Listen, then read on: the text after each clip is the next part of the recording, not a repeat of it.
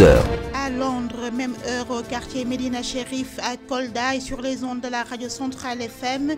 Mesdames et messieurs, bonjour et merci d'être avec nous. C'est l'heure des infos de Centrale Midi.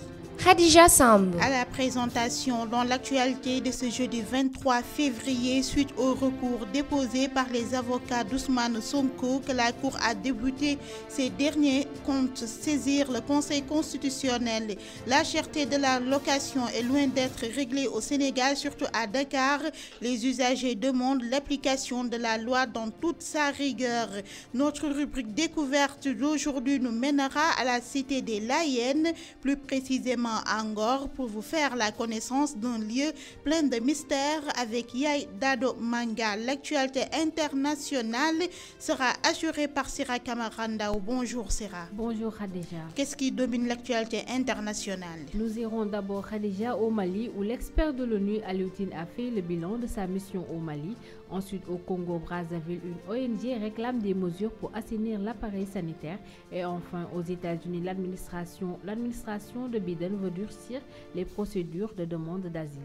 La page sportive, c'est avec Fatou Kineboy. Bonjour Fatou Kiné. Bonjour Khadija. Qu'en est-il pour l'actualité sportive? Nous parlerons d'abord des résultats des matchs de la CAN U20 et le programme du jour. Et puis vous aurez également les rencontres du troisième tour éliminatoire de la CAN U23. Les résultats également des matchs de Champions League et le programme d'aujourd'hui de Europa League. Vous l'aurez dans cette édition. Et pour terminer, un tournoi volleyball.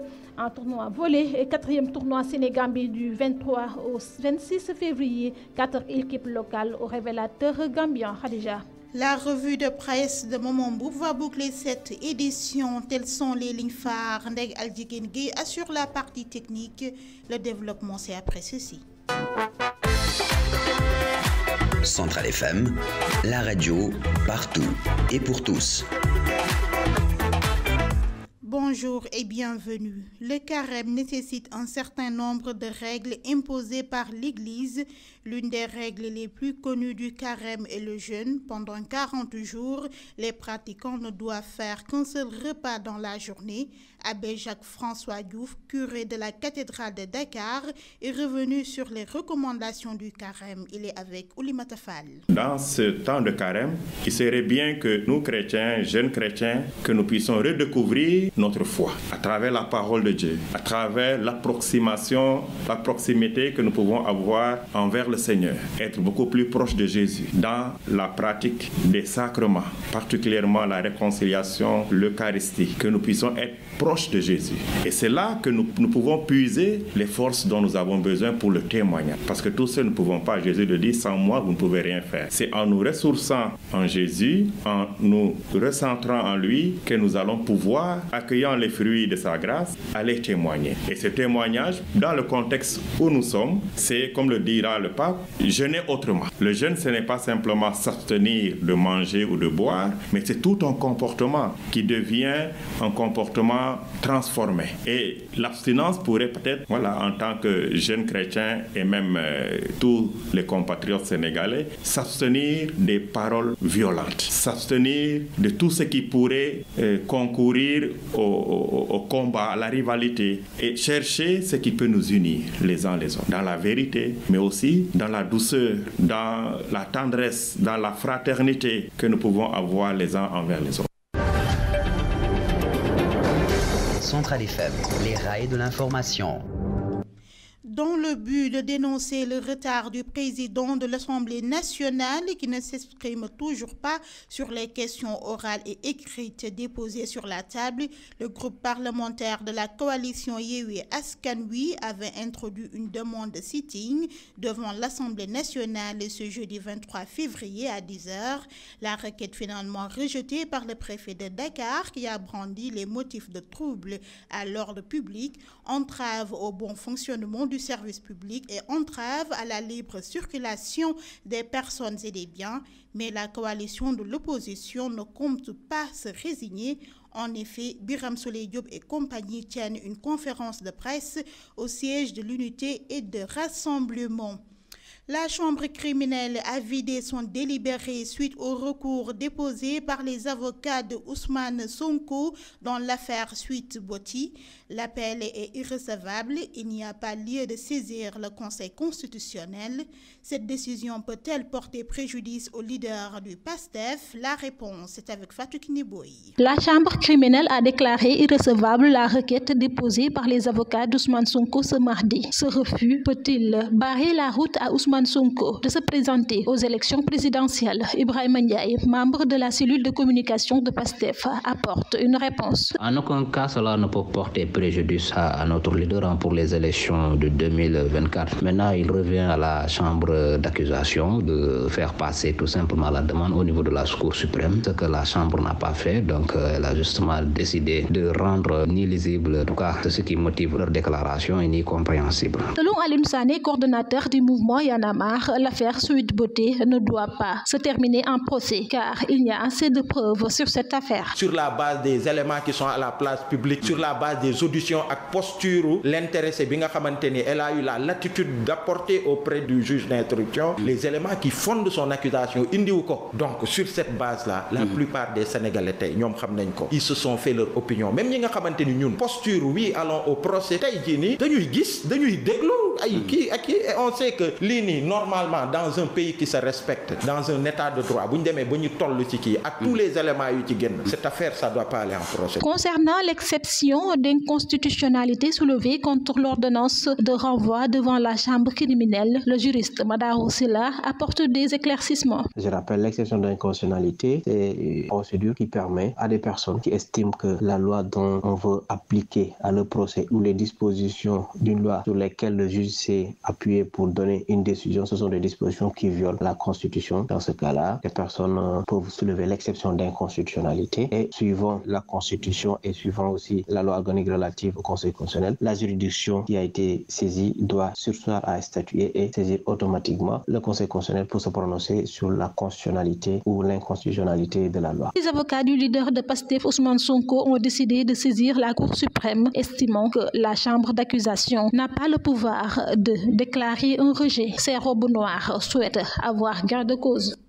Ce dossier a suscité beaucoup de polémiques et de violences dans l'arène politique et ces tensions politiques combinées avec l'avènement des technologies font que certains guides religieux sont lynchés par leur position politique. Imam Bey, représentant de la Ligue des imams et prédicateurs de la région de Thiès, a donné son point de vue sur la question. Écoutons-le au micro de Siraka Marandao. Un chef religieux avait dit que dans notre société, les guides sont en échec. Un chef religieux avait dit, il a dit que les guides politiques, les guides religieux et sociaux ont tous échoué. Il avait ajouté en disant que le problème, ce n'est pas seulement d'échouer, parce que l'échec peut être bénéfique si on le reconnaît, mais malheureusement, ces dirigeants, au lieu de reconnaître leur échec et de se ressaisir, ils se contentent seulement de chercher un bouc émissaire ou plus encore de transformer cet échec en victoire. Dit que, et c'est ça ce que Dieu n'acceptera jamais. C'est ce que ce guide religieux avait dit. Et puis, il a parfaitement raison. Donc, si nous constatons qu'actuellement, l'État cherche toujours à mettre les chefs religieux à l'abri du besoin, alors que le citoyen lambda, parmi les citoyens lambda, il y a certains qui arrivent difficilement à joindre les bouts. Donc, cela peut créer un sentiment de considérer qu'il y a une conspiration entre l'État et ses chefs religieux. Donc, c'est ça qui peut créer ce sentiment-là. Et s'il y a ce sentiment-là, donc, ces couches de la population n'aura plus de respect envers ces chefs religieux. Moi, à mon avis, c'est ça qui a causé ce problème. C'est que les chefs religieux doivent être toujours à côté de la population, de les défendre publiquement, de défendre leurs intérêts publiquement, surtout envers les autorités étatiques. Donc, si vraiment il y avait cette attitude, ce comportement des chefs religieux, de manière, concrète, défendre la population à chaque fois que l'État faillit à ses devoirs, là, je pense que ceux qui sont en train de vivre actuellement n'auraient pas rien charge. Centrale FM, la plus info des radios.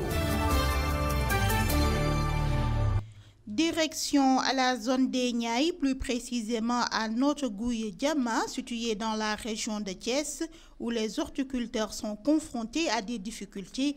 Ils n'ont pas d'appui de la part des autorités. À cela s'ajoutent des dépenses excessives pendant et après la récolte. Cela les mène vers une perte. Plus de détails dans ce reportage de Rodaniaï. Les horticulteurs de la commune de Notto-Gouye-Diama éprouvent d'énormes difficultés. Ces derniers déplorent le manque de rentabilité de leurs activités. Djibi Sow est l'un d'entre eux. On travaille, mais on ne parvient pas à s'en sortir parce qu'on n'a pas de soutien financier. C'est nous qui débrouillons avec nos maigres moyens. Après la récolte, on vend le sac de légumes à 3500 voire 4000 francs CFA. Ensuite, on paye le coxeur et le transporteur, en plus l'achat d'un sac vide à 250 francs et autres achats divers. Et au finish, on ne parvient pas à avoir beaucoup de bénéfices. Il revient sur le manque d'appui en matériel agricole et en engrais. Nous voulons avoir des soutiens en engrais, en semences et des machines agricoles pour mieux améliorer nos activités. On a des terres très rentables, mais on n'arrive pas à s'en sortir. Actuellement, on est obligé de mettre du fumier pour pouvoir rendre plus riches nos sols. La région de Thiès constitue l'une des zones où on produit beaucoup de légumes à travers le maraîchage. Mais les acteurs du secteur sont confrontés aujourd'hui à un manque d'accompagnement. Après Notto-Gouye-Diama, passons par le littoral pour rallier la capitale sénégalaise où le problème de la cherté du loyer des locaux à usage d'habitation n'a cessé depuis des années de connaître une poussée inflammatoire qui affecte considérablement les revenus des ménages à Dakar. Une situation très difficile que les ménages déplorent et exigent l'application de la loi portant sur le loyer. Soleil Tchao. La cherté du loyer reste le calvaire que vivent les ménages résidant dans certaines zones à Dakar. Une situation très difficile pour certaines pères de famille. Adama Barrow, ménage s'explique. Il y a trop de souffrance à Dakar. Dakar, rien n'est possible. Tout se sert. On souffre. L'État doit donner face au nous. Quand c'est vous encore avec le locataire se sert. Il faut toujours on parle pour diminuer, mais on ne voit rien. Toujours on dit on diminue, mais on ne voit rien. C'est la même chose. Donc vraiment, n'a qu'à avoir pitié de nous. Nous sommes des citoyens, nous sommes des population de Sénégalais. Ibrahim Mandaou abonde dans le même sens. Pour lui, rien que débloquer une importante somme d'argent coûte très cher. Le prix du loyer est très cher. Si ajoute la caution qu'on te demande avant d'entrer en possession de l'appartement ou de la chambre qu'on loue. Les courtiers réclament 3 voire 4 mois de caution. Si tu n'as pas 300 ou 400 000 francs, tu ne peux pas avoir une maison. L'État avait pris des mesures, mais depuis lors, on a constaté que le prix a grimpé. Parfois, le propriétaire te met la pression en te disant je dois peindre la chambre alors que c'est faux. En tout cas, l'État doit prendre des mesures pour que les citoyens soient dans de bonnes conditions.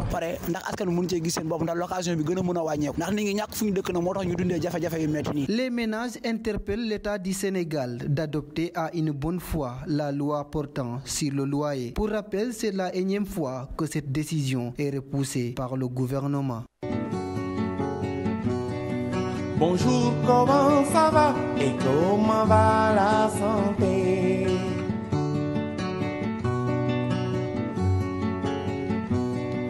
Bonjour, comment ça va et comment va la santé? L'inflammation aiguë des amygdales, couramment appelée angine, est une infection très fréquente responsable de maux de gorge chez l'enfant de plus de 2 ans. L'angine doit être traitée pour éviter des complications potentiellement graves. Pour en savoir plus sur l'angine chez les enfants, écoutons ce reportage de Ndeye Marie Mbodj. Votre enfant a mal à la gorge, surtout lorsqu'il déglutit. Il a moins d'appétit, de la fièvre et un gonflement des ganglions du cou. Ces signes sont sûrement dus à de l'angine. Dr Oumar Ba nous parle de cette maladie. Alors, l'angine est définie comme étant une inflammation du tissu lymphoïde amygdalien et ou de la muqueuse oropharyngienne. Il résulte de l'infection de l'oropharynx par les agents infectieux.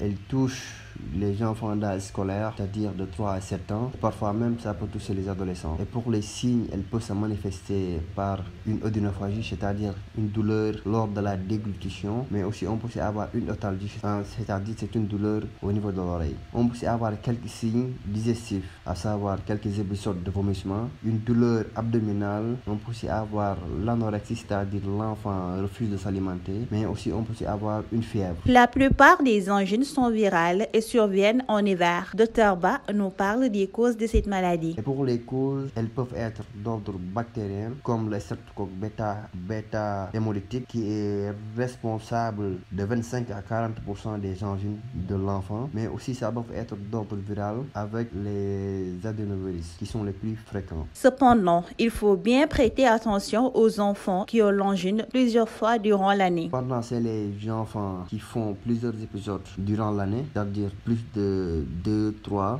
il est conseillé de voir le chirurgien oral pour faire une opération, c'est-à-dire il va faire une amygdalectomie, c'est-à-dire c'est l'ablation des amygdales, car à long terme, l'angine peut entraîner d'autres complications comme le rhumatisme articulaire aigu qui touche non seulement les articulations mais aussi le cœur, mais aussi l'angine peut entraîner une complication rénale avec une glomérulonéphrite. À retenir qu'il ne faut pas banaliser les angines, surtout chez les enfants. Et en cas d'angine répétée, il est important d'aller consulter un spécialiste au plus vite. Centrale FM, l'actualité à portée d'oreille. Place à notre rubrique découverte située à Ngor, au bout d'un vaste espace rocailleux sur les berges de l'Atlantique. La grotte de Seydina Limamou Laye Al-Mahdi est en effet un véritable sanctuaire religieux, un symbole de la pureté layène, un lieu plein de mystères avec ses secrets encore méconnus du grand public. Découvrons les mystères de cette grotte dans ce récit de Yaïda Domanga. Nichée sur un vaste espace au bord de l'océan Atlantique, la grotte d'Angor est clôturée par un grand mur blanc. La visite de ce sanctuaire religieux est un rituel pour les fidèles laïennes. Cette grotte est un lieu qui regorge de mystères avec ses innombrables secrets inconnus du grand public. Une fois le seuil de la porte franchi, une représentation du fils aîné du fondateur de la confrérie laïenne, Seydina Issa Rouhoulahi, est visible à l'entrée. Jadis calme, l'endroit est bruyant en période d'appel. Le bruit des vagues de l'océan et les chants religieux des fidèles assurent une belle ambiance au sein de ce lieu de pèlerinage. L'entrée dans ce lieu est facilitée par une échelle en fer qui permet de descendre à l'intérieur, très bien entretenue, sombre mais éclairée par les rares rayons solaires qui y pénètrent. La grotte a une conduite qui mène jusqu'à la mer. Parmi les multiples mystères et facettes de ce sanctuaire religieux, une grosse pierre noire qui porte les empreintes de pas du Mahdi est sur laquelle toutes les prières sont exaucées. Un des nombreux mystères que gardent jalousement les fidèles laïennes comme un secret d'État. Les prophètes Ibrahim et Moïse y sont séjournés. Cette grotte est évidemment le symbole de la prophétie du fondateur des laïennes, même si la capitale de la confrérie laïenne reste incontestablement Yoff, lieu de naissance de son fondateur, Seydina Limamou Laye Thiaw. Il a reçu la lumière de Mohammed à Ngor, d'où le symbole de la fameuse grotte d'Angor. Selon les fidèles du Mahdi, la lumière du Saint-Homme y a séjourné pendant plus de 1000 ans avant sa naissance. C'est d'ailleurs à Ngor, dans ce lieu de pèlerinage sacré, que s'est terminée la première journée de la 143e édition de l'appel du Mahdi, inébranlables dans leur foi. Les fidèles se sont donné rendez-vous hier, mercredi, dans la matinée, pour le Yor-Yor de Djamalay, une cérémonie phare de l'appel marquant l'heure durant laquelle le Saint-Maître lançant son appel. Adjibo Dakhiyala répondait à l'appel de Dieu. Allah m'a envoyé auprès de l'homme et des djinns. Je suis l'imam al-Mahdi Muntazar. Je suis le Mahdi que le monde attendait. Et dans l'après-midi, encore à Yoff pour la cérémonie officielle clôturant la célébration de l'appel, la 43e édition du genre. L'actualité internationale.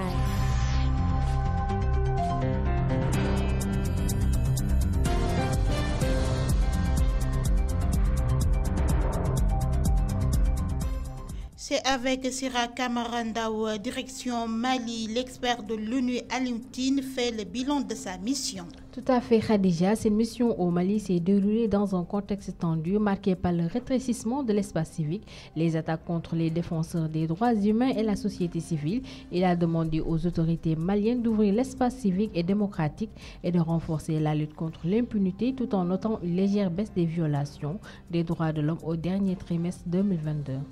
Au Congo-Brazzaville, une ONG réclame des mesures pour assainir l'appareil sécuritaire. Tout à fait, la situation des droits de l'homme se dégrade, estime le Centre d'action pour le développement CAD, qui vient de publier son rapport annuel arrestation et détention arbitraire, torture, usage excessif de la force létale, expulsion forcée et de plus en plus de bavures de la police contre les jeunes au nom de la lutte contre le banditisme.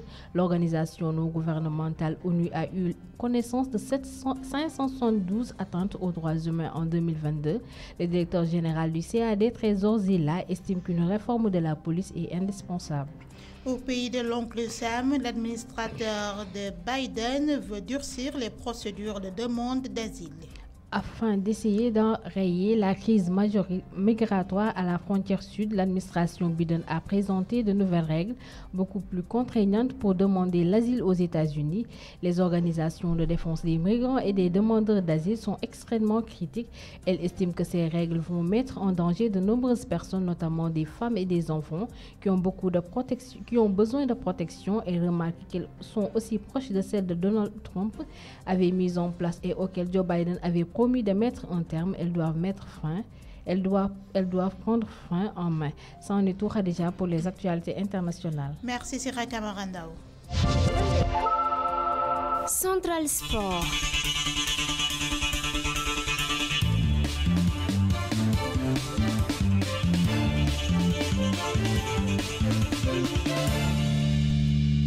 C'est avec Fatou Kineboy. Fat Kiné, parle-nous des résultats des matchs de la CAN U20 et le programme du jour.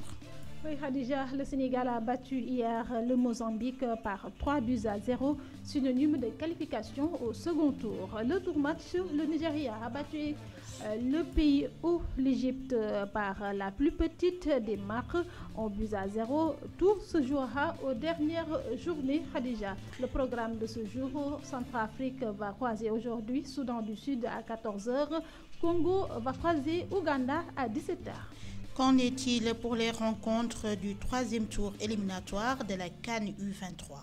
On a le Niger qui se jouera avec Soudan, Nigeria contre Guinée, Égypte contre Zambie, Afrique du Sud, Congo, la République démocratique du Congo contre le Ghana, le Sénégal contre le Mali et le Gabon contre le Cameroun.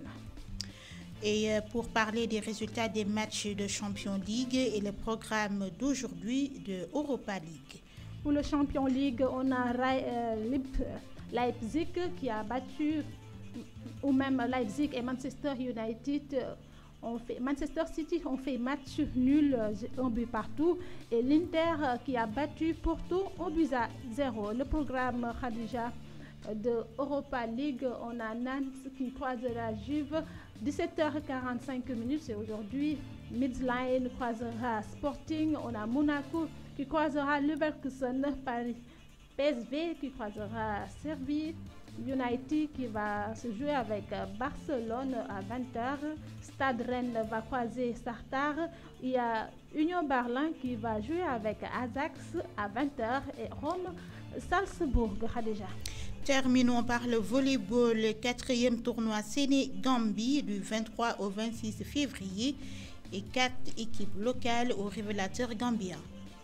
Finaliste en championnat l'année dernière et finaliste également du tournoi d'ouverture de toute saison 2023. Le week-end écoulé, les hommes de l'ISEC Sport et ASFA et les dames de Saltigué et de Diofior vont représenter le Sénégal où 4 tournois de la Sénégambie qui débutent ce jeudi et ce jour, une durée de 4 jours à Thiès.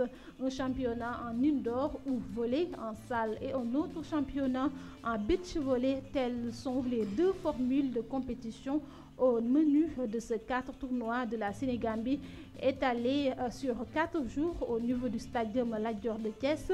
Pour le cas spécifique du beach volley, un espace sera aménagé à l'entrée du dit stadium, ce qui signifie que chaque club en lice devra présenter une équipe en volley de salle ou indoor comme une paire de beach volley. Khadija, voilà, c'était tout pour ces actualités sportives. Merci Fatou Kineboui. La revue de presse. C'est l'affaire de Mbanembo. Ouvrons l'actualité avec le Témoin quotidien qui évoque la grande coalition Yewwi Askan Wi qui lâche 5 candidats dans l'arène politique. Ce journal nous parle de l'opération Wër Nomba pour multiplier ses chances à la présidentielle de 2024, grignotée sur l'éventuel électoral de Macky Sall. À l'amener au second tour, la principale coalition de l'opposition multiplie les candidatures, un véritable Wër Nomba à l'image d'Ousmane Sonko, Yaya Khalifa Sall, Malick Gakou, Serigne Moustapha Sy et Déthié Fall. En tout cas, pour les prochaines échéances à Thiès, Rewmi est une machine électorale en panne. C'est ce que nous renseigne l'As quotidien. La situation politique nationale est le sujet d'aujourd'hui de Vox Populi qui revient sur les propos de Thierno Bocoum qui met en garde Macky Sall et Ousmane Sonko. Selon lui, le Sénégal vaut plus que leur personne, quelle que soit la légitimité qu'ils ont. Le peuple est au-dessus d'eux. Le Sénégal subit des conséquences des stratégies mises en place par Macky Sall et Sonko pour installer le chaos dans le pays. Encore attaque contre les tarikhas. Le quotidien évoque l'appel des confréries après Touba et Tivaouane. Yoff dénonce Dieu et avec ceux qui cultivent la paix entre les croyants, nous renseigne Seydina Issa Laye. Changeons de sujet avec l'Observateur qui barra sa une. Témoignage des familles, les histoires tragiques des soldats tués au Mali. Ousseynou Diallo est père de 2 enfants dont un bébé de 6 mois. Pendant ses congés, il travaillait comme Jagartamen, ouvrier dans les chantiers de construction. Pierre Tamba Bouban ne verra jamais son fils né il y a 2 semaines. Eugène Mingou, le sergent-chef nouvellement marié. Attention sur Karbatou, alerte sur un médicament toxique et nocif selon l'Observateur. La direction des médicaments demande le retrait de tous les lots. Ouvrons Tribune Quotidien qui revient sur le Conseil supérieur de la magistrature. Ce lundi, les nominations provoquent un malaise dans les rangs. Ce journal revient sur des magistrats plus gradés et laissés en rade, ceux de la CREI abandonnés à leur sort. Le Conseil supérieur au banc des accusés. Retour d'Abdou Karim à la tête de la RTP. La constance récompensée, nous renseigne également ce journal. Terminons avec le sport. À la une de Sport, le peuple U20, le Sénégal qualifié pour les quarts. C'en est tout pour l'actualité du jour. Mesdames, messieurs, merci à vos journaux. Bonne lecture. Centrale FM, la radio partout et pour tous. Il est 12h passées de 28 minutes à Sampaté. Vous nous écoutez sur la 107.1 Centrale FM. Tout de suite, le rappel des titres. Khadija Samb était à la présentation dans l'actualité de ce jeudi 23 février suite au recours déposé par les avocats d'Ousmane Sonko que la Cour a débouté. Ces derniers comptent saisir le Conseil constitutionnel. La cherté de la location est loin d'être réglée au Sénégal, surtout à Dakar. Les usagers demandent l'application de la loi dans toute sa rigueur. Et puis notre rubrique découverte du jour nous a mené à la cité des Layènes, plus précisément à Ngor, pour vous faire la connaissance de la grotte de Seydina Limamou Laye Al-Mahdi avec Yaye Dado Manga. L'actualité internationale vous a été présentée par Sira Kamarandaou. La page sportive, c'était l'affaire de Fatou Kineboy. La revue de presse de Maman Boub a bouclé cette édition. Mesdames et messieurs, c'était les infos de Centrale et Midi. Merci à toute l'équipe de la rédaction. Merci également à Ndeye Abdigen Gueye qui a assuré la mise en onde radiophonique. Et merci de nous avoir suivis sur Centrale FM 107.1. À 13h, vous aurez le journal en Wolof avec Oulimata Fall.